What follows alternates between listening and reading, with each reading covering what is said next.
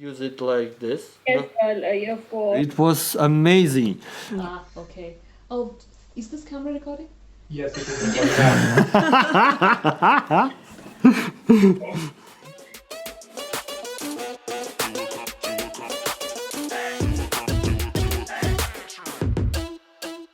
Hi, this is a podcast about effective remote product development. This is Kate, And this is Anatoly. Hi. and today we'll talk about specifics of launching a new internal product. Today's guest is Harshil. She is a product manager at Fitsurance, and Harshil will share her story with us. Hi, Harshil. Hi, doing? Hey, hi guys. I'm doing good. Thank you. So, would you please introduce yourself? Maybe we missed something. Of course, yes. So, hi all. My name is Harshal, and I'm currently doing my master's in business informatics from Utrecht University. However, prior to this, I have worked in the industry for 4 years, within which I managed two projects. I worked as a developer software for like a lot of roles, and then eventually I moved on to the position of product manager. And yeah, here I am telling my story. And currently, I am also a part-time product manager at a Fitsurance, as they told you. Can you share a little bit more about the project we are going to talk about today?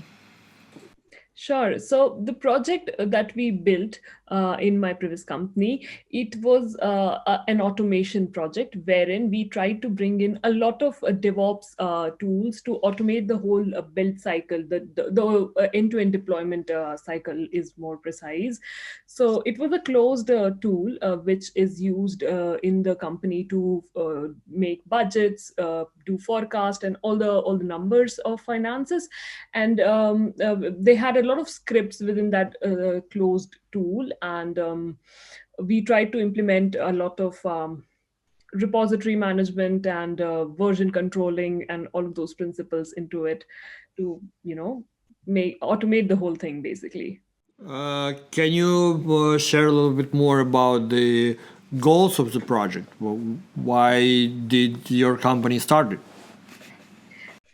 So the company, the main aim of the person who started this was to bring in the culture of automation, basically. So a lot of tasks were done manually. We had two different teams. One was a full-on build team who used to code, and code, and one was the full-on support team which used to deploy all the applications into the production environment. So just like we have dev, test, and production, we had those environments in our company too.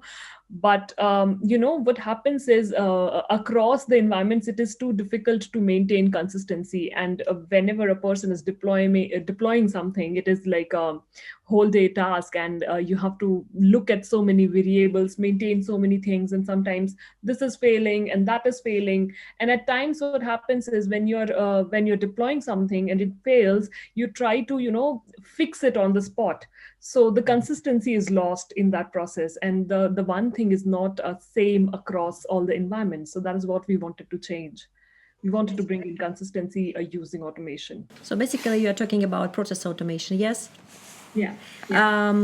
Sounds very familiar, because I remember that about a year ago you were talking about process automation in our company. Yeah, just I'm used. So you see, I'm not a technical person, so it's very interesting for me why there is so many buzz around this processes and automation recently in the companies. Can you share some details? So I can share my story. While I was running over the office, trying to engage people into my join my side, I was impressed by some TEDx videos, and I thought this is a good thing that we can actually help with our clients and help them save more money in the long run, because it's actually a good one when you do some really long project, not like a 3 months thing, but like many years, and it starts paying off after actually quite quickly, but the more you work on a project, the more you save. What do you think? Actually, that is so true. You cannot set a date on when this automation will complete. It is, it just happens as you move on with the processes. So you build a small feature, and then you try to improve that feature, try Mhm. to build more features on that existing feature. So yeah, it is like what do you call it? As Anatoly said, it is not very quickly. Like, it can be quick, but then it just goes on for years and years, and you cannot just say that, oh, 2 months, no, it is finished. No, it doesn't happen like that. Can you share a little bit more how you guys prepare the requirements? Because it's actually a long process that involves lots of parties. Oh, yes, of course. Actually, requirements engineering is one of my favorite parts of product development. People find it boring, but that is where the most fun is. You get to go around and talk to people and understand what their problem is. So, as I told you, the tool, it used to do multiple things. It used to do budgeting, forecasting, and different Mm. things. So we had 5 teams across using this tool in our 5 teams in our big set of team. And we first selected one team. We went to them, and we made this huge Excel document, and wrote down all their features that needed to be automated. And it took around I don't know, initial 3 months went into the requirements engineering.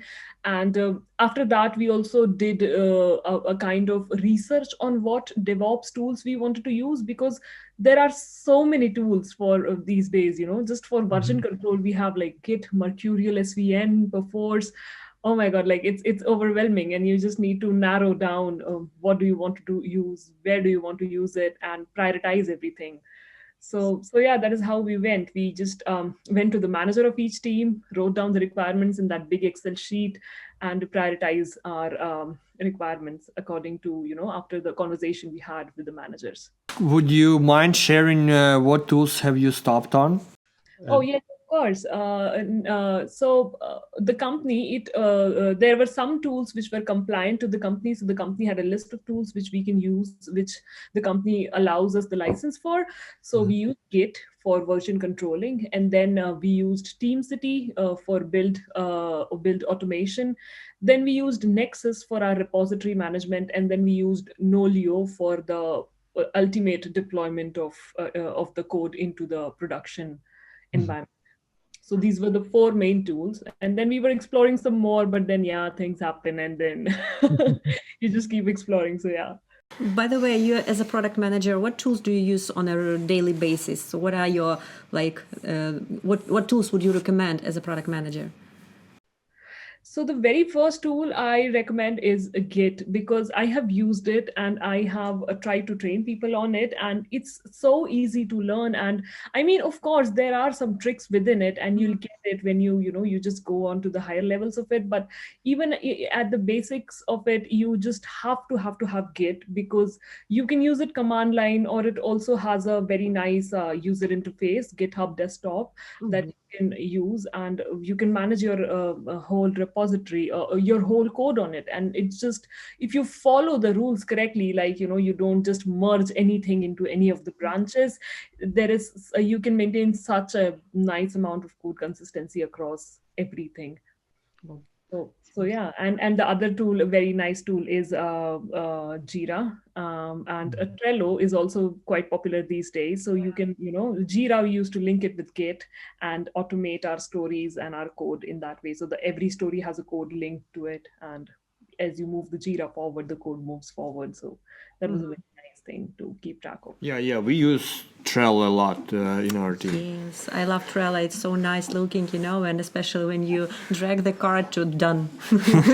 Yeah, it's like so satisfying. Yeah. But getting back to our requirements, I just wondering if there is a common practice to requirements gathering. So how do you guys gather requirements? Maybe you can share some of your experience. I don't think there is a standard, but what we try and I guess that's exactly what Harshil mentioned. We just try to involve all the parties, including even someone from management, to work on the same on achieving the same goal, and that's how it works for many companies. I don't know. Yeah, and I agree with Anatoly on this one. There are so many domains. There is a business domain, and then you have to interpret their requirements into your into the technical domain, and this alone creates a lot of branches within the requirements itself. So let's say the business wanted to bring in the culture of automation. That was their requirement, and then within the teams, they had their own technical aspects that you need to take care of. So it's just, the basics is talk to as much people, gather as much information as you can about the tool, about the how the teams are working, and then move on from there. Okay. Can you share a little information, a little more information on how did you guys implement? How did the implementation went? How long have you been planning to spend on it? How long did it take to actually implement it? Like what? Maybe some funny stories around that. Yeah, I mean, there are so many stories, but the one thing you have to know is that when you say you'll implement it, the day it never happens. The day it always gets pushed because things happen and projects gets delayed.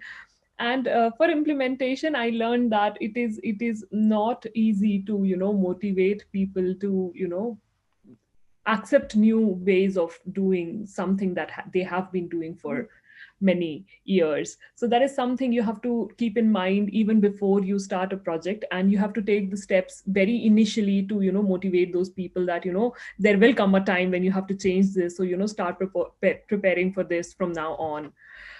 Just for example, the first team that we implemented the whole automation for, I had to train the people on Git. And oh my god, I gave so much of Git training to people. Like my condition was like, even if at 2 a.m. you'll wake me from sleep and you'll ask me to train you on Git, I'll just start speaking and I'll train you on Git. I was yeah, it was so good. Like yeah, good and tiresome, but yeah. It took around 1.5 years, I think, on approximately to get like from requirements to build to the implementation phase. So true. I mean, you usually, even if you try to estimate very carefully, you still over those estimates, because for me it's just either requirements change while you're doing the project, or something else is changing, or you just was wrong with your estimations, and it happens that it takes just more time. And the baddest thing that can happen is that the person who is responsible for all of this, he or she leaves. And imagine you have a DevOps expert, and then midway he's like, oh, I'm resigning, I have another good opportunity. And it's like, what?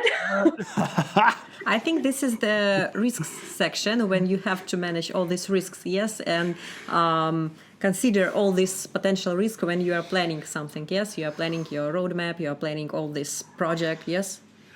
Yeah, but the key people usually don't leave, and this is actually kind of like tricky situation when the main expert is leaving. So you are like you've done your job. What's next? Let's make it to the main topic of the discussion: how to make people use your product, especially when it's internal product. And what did you do?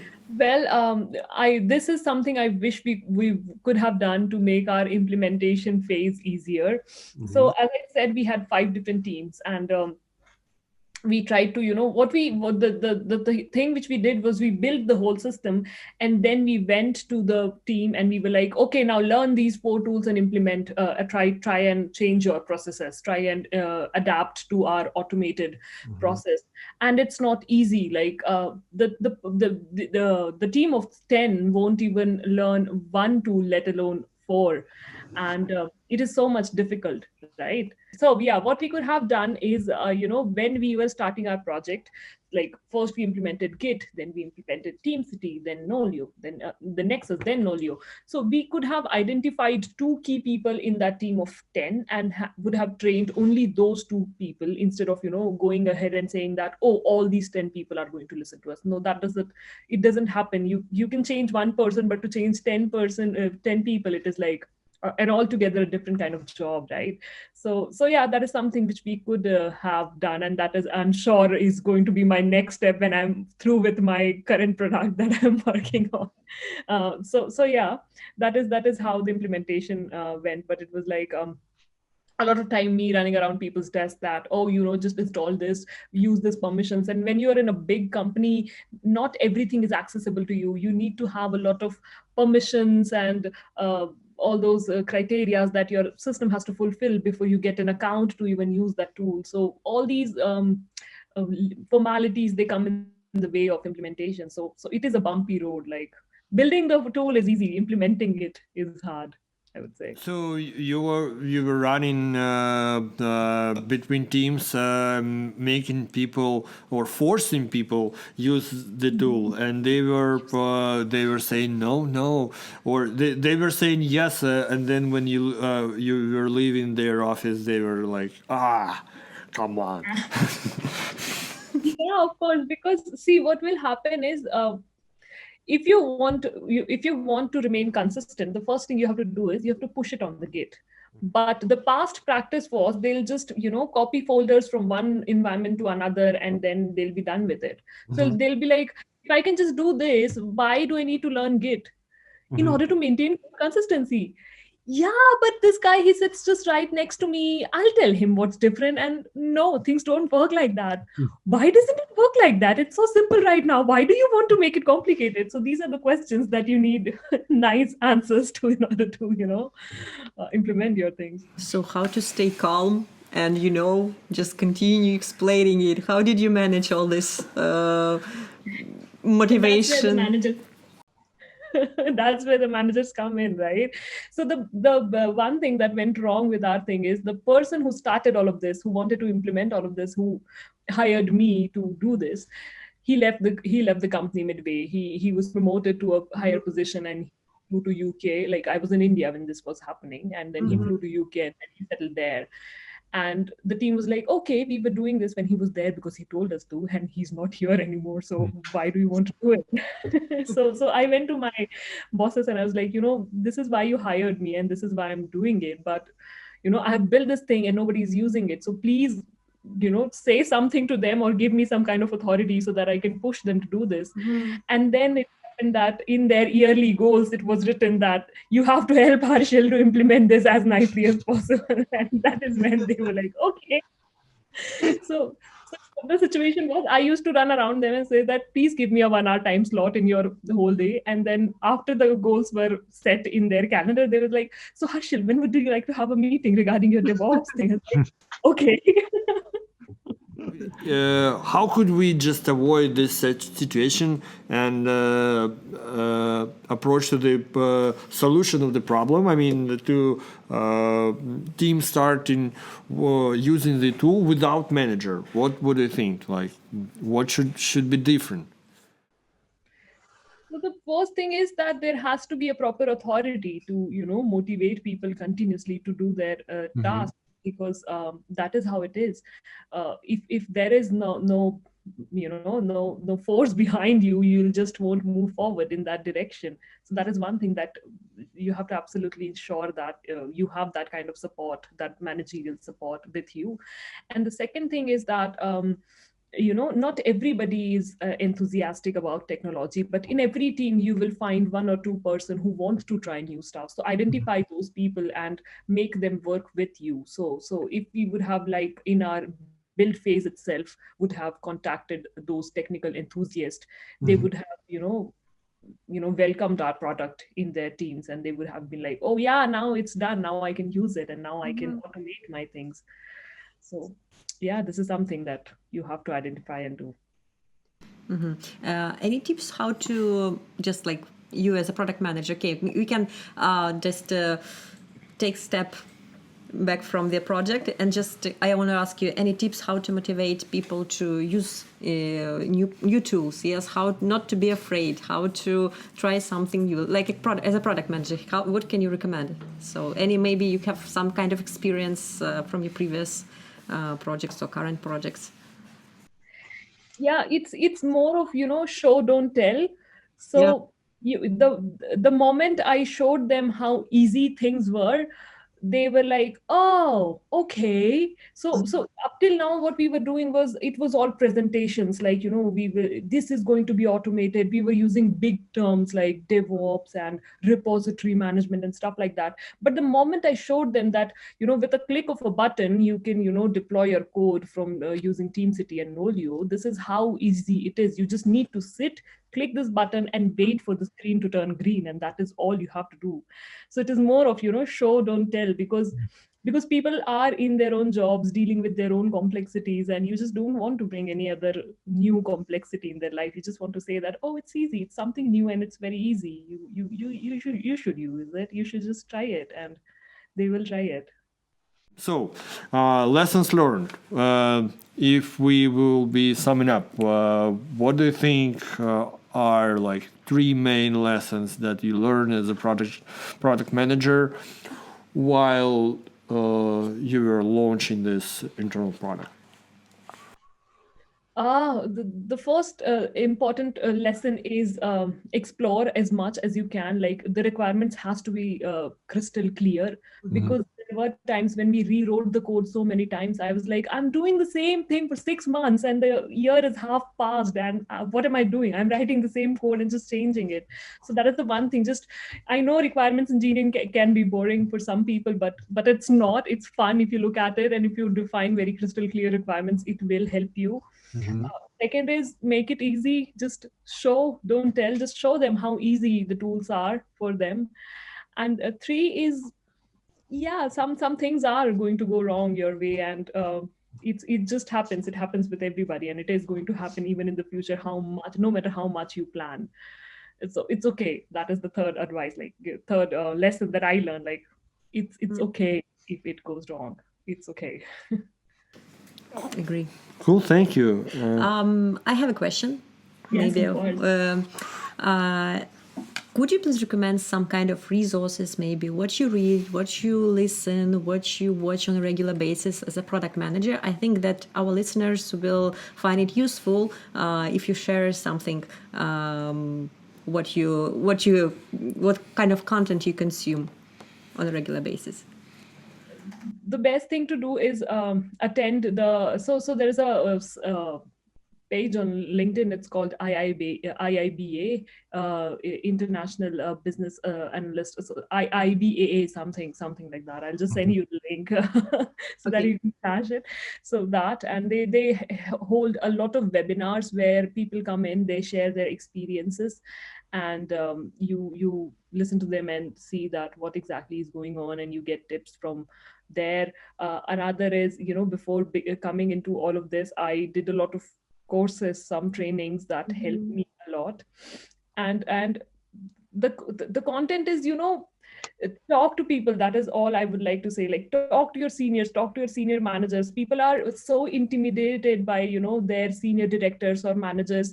And when I approached one of them, and I was like, I want to have a video conference with you, and he was like, okay, sure. And then in the video conference, he said that there are 25 people in your team, and nobody has came and asked me for my advice on how to move forward, and I would love to give some advice, and thank you for coming to me. So that is what I would want to say, that if you want to be a good project manager, just talk to your manager. He or she is like waiting there to teach you or guide you and see you grow. I do agree that people do like to share their experience. You just have not to be afraid and ask as many questions as you can. So this is the best advice. Yes, thank you.